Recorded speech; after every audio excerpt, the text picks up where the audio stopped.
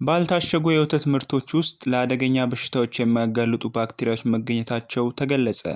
ባልታሸጉ የወተት ምርቶች ላይ ለአደገኛ በሽታዎች የሚያጋልጡ 4 የባክቴሪያ አይነቶች መገኘታቸውን የኢትዮጵያ ሕብረተሰብ ጤና ኢንስቲትዩት ገልጿል።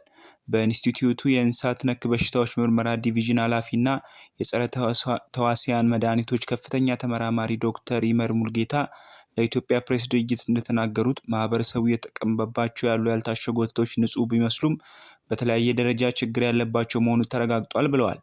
ማህበረሰቡ እየተጠቀመባቸው በሚገኙ የወተት ምርቶች 4 የባክቴሪያ አይነቶች ተገኝቶባቸዋል ሲሉም ገልጸዋል። ባክቴሪያዎቹ የኩላሊት፣ የሽንት መተላለፊያና የቆዳ በሽታዎችን የሚያስከትሉ መሆናቸውን ተናግረዋል። ባክቴሪያዎቹ ኩላሊትንና የሽንት መተላለፊያዎችን በእጅጉ የሚጎዱ ከመሆናቸው ባሻገር የቆዳ በሽታን የሚያስከትሉ የሳምባ ምች፣ የደም ዝውውርንና የቁስል ኢንፌክሽኖችና ታይፎይድን የመሳሰሉ ተላላፊ በሽታዎችን በብዛት የሚፈጥሩ እንደሆነን ጠቅሰዋል። ጥናቱ እንደተሰራው በማህበረሰቡ ጥቅም ላይ እየዋሉ ከሚገኙ የወተት ምርቶች ናሙና ተወስዶ እንደሆነ የጠቀሙት ተመራማሪው ለጥናቱ ከፍተኛ ወተት አምራቾች የሆኑ 6 ክልሎች ናሙና መወሰዱንም ተናግረዋል።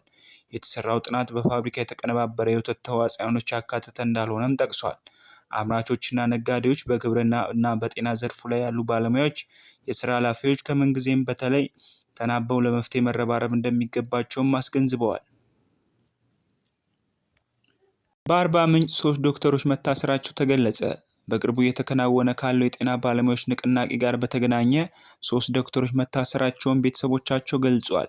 የታሰሩ ዶክተሮች ዶክተር በርናባስ ሳሙኤል፣ ዶክተር መራኩ አልማው እና ዶክተር ሀብታሙ ጌታቸው መሆናቸውን የገለጹት ቤተሰቦቻቸው የታሰሩበትን በቡድን ሆነው የተነሱትን ፎቶ በማህበራዊ ሚዲያ በማሰራጨታቸው እንደሆነም ተገልጿል። ከታሰሩት ውስጥ 2 በአርባ ምንጭ ዩኒቨርሲቲ መምህር ሲሆኑ አንደኛው ደግሞ በአርባ ምንጭ ጠቅላላ ሆስፒታል ዶክተር መሆኑን ገልጿል። የአርባ ምንጭ ጠቅላላ ሆስፒታል ዋና ስራ አስኪያጅ ዶክተር አምባሳደር ዱማ ግን ይህን አስተባብለዋል። በሆስፒታሉ ውስጥ የጤና ባለሙያዎች ያነሱትን ጥያቄ በውይይት መፍታታቸውን የጠቀሱት አምባሳደር ዱማ ጨምሮም ማንም የታሰረ የለም በማለታቸው መልስ መስጠታቸውን ቢቢሲ በአፋን ኦሮሞ ባቀረበው ዘገባ አስታውቋል። ይህ በእንዲህ እንዳለ በአዲስ አበባ ከተማ አስተዳደር በሚገኘው ወረዳ 9 ጤና ቢሮ ገብሩ መላክ የተባለ ፋርማሲስት መታሰሩ ዘገባው አስረድቷል። ከዚህ ጋር ተያይዞ ዶክተር ዮናስ ዳኛቸው የተባለ የኢትዮጵያ ጤና ባለሙያዎች ማህበር ፕሬዝዳንትም በጸጥታ ኃይሎች መታሰሩ እየተገለጸ ይገኛል ሲል ጀዋር መሐመድ ዘግቧል። ማክሰኞ የጤና ባለሙያዎች ሀገር አቀፍ አድማ መጥራታቸው ይታወሳል። የዩክሬኑ ፕሬዝዳንት ቮሎዲሚር ዜሌንስኪ ጦርነቱን ለማቆም ለመነጋገር ሐሙስ ዕለት ከሩሲያው ፕሬዝዳንት ቭላዲሚር ፑቲን ጋር በኢስታንቡል ለመገናኘት ዝግጁ መሆናቸውን ተናገሩ። ዶናልድ ትራምፕ ፑቲን በሁለቱ ሀገራት መካከል በቱርክ ቀጥተኛ ውይይት ለማድረግ ያቀረቡትን ጥሪ ዩክሬን እንድትቀበል ከጠየቁ በኋላ ነው ዜሌንስኪ በኤክስ ገጻቸው ላይ ዝግጁነታቸውን የገለጹት። ግድያውን ማራዘም ምንም ፋይዳ የለውም ያሉት ፕሬዝዳንት ዜሌንስኪ ሐሙስ በቱርክ ፑቲንን እጠብቃለሁ ሲሉም ዜሌንስኪ ገልጿል። የዩክሬን መሪ ቀደም ሲል ሀገራቸው ከሩሲያ ጋር ለመነጋገር ዝግጁ መሆኗን ነገር ግን የተኩስ አቁም ስምምነት ከተደረሰ በኋላ እንደሚሆን ተናግረውም ነበር። የፈቃደኞች ጥምረት እየተባለ የሚጠራው የአውሮፓ ህብረት መሪዎች ቅዳሜ ዕለት በኪየቭ ከተገናኙ በኋላ የምዕራብ ሀያላን በጦርነቱን ከሰኞ ጀምሮ ለ30 ቀናት እንዲቆም ጠይቀዋል። ፑቲን በቀጥታ ለመነጋገር ጥሪ ያቀረቡት ይህን የምዕራባውያን ጣልቃ ገብነት ተከትሎም ነበር።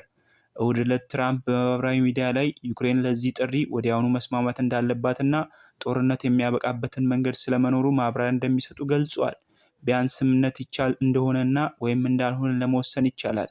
ይህ ካልሆነ የአውሮፓ መሪዎችና አሜሪካ ሁሉም ነገር የት ምን ላይ እንደሚገኝ ያውቃሉ። እናም በዚህ መሰረት መቀጠል ይቻላል ያሉት ትራምፕ አሁን ስብሰባ ይደረግ ብለዋል።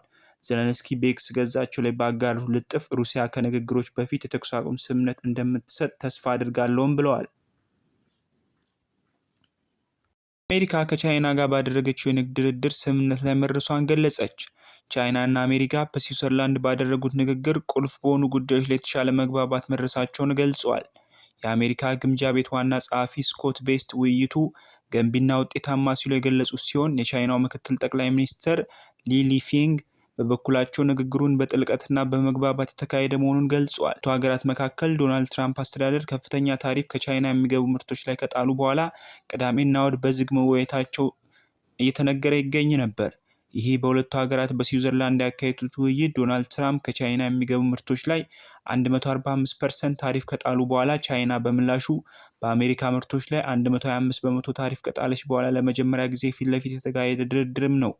ይህ ግዙፍ ታሪፍ ይህ ግዙፍ ታሪፍ በዓለም አቀፍ ፋይናንስ ገበያዎች መካከል አለመረጋጋትን የፈጠረ ሲሆን ዓለም አቀፍ ግሽበትን ያስከትላል የሚል ፍርሃትም ቀስቅሷል። የሁለቱ ሀገራት ስለተነጋገሩባቸው ዝርዝር ጉዳዮች ሰኞ ዕለት በሚሰጡት የጋራ መግለጫ ይፋ ያደርጋሉ ተብሎም ይጠበቃል።